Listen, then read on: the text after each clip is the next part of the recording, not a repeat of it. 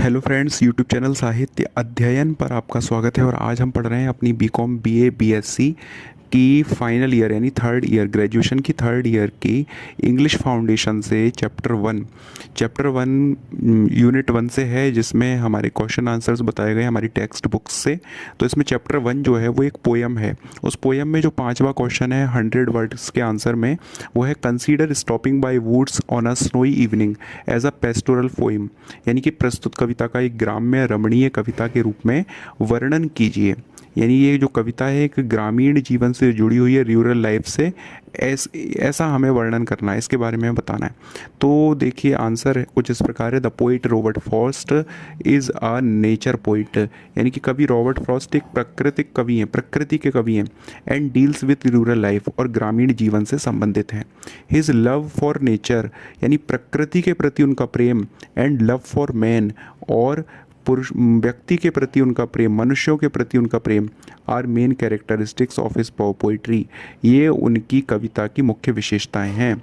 आगे लिखा है images like woods, stars, horse and brooks are taken from everyday life, यानी कि लकड़ियाँ यानी कि जंगल, सितारे, घोड़े और ब्रुक्स जैसी छवियाँ, जैसे तत्व रोज़मर्रा की ज़िंदगी से लिए गए। इन सब चीज़ों को उन्होंने अपनी कविता में शामिल किया है।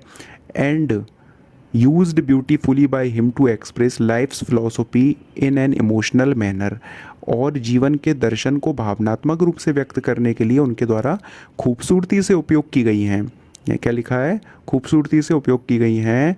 यूज्ड ब्यूटीफुली बाय हिम, उनके द्वारा, टू एक्सप्रेस लाइफ्स फिलोसफी, जीवन के सिद्धांत को बताने के लिए, इन एन इमोशनल मैनर, भावनात्मक रूप से। The text of the poem, यानी कविता का पाठ, कविता का पूरा text, the poem also describes the thought of a lone rider, यानी एक अकेले सवार के विचारों का भी वर्णन करता है, एक अकेले घुड़सवार के विचारों का वर्णन करता है।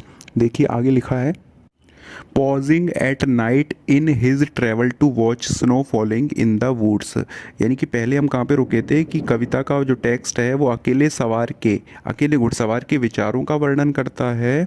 देखिए लिखा था describes the thoughts of a lone rider, जो कि एक ऐसे राइडर के विचारों का वर्णन करता है जो कि पॉजिंग एट नाइट, जो कि रुका है, in his travel to watch snow falling, अपनी यात्रा के दौरान, टू वॉच यानी देखने के लिए, स्नो फॉलिंग यानी बर्फबारी को, इन द वुड्स यानी जंगल में हो रही बर्फबारी को देखने के लिए जो रुका है।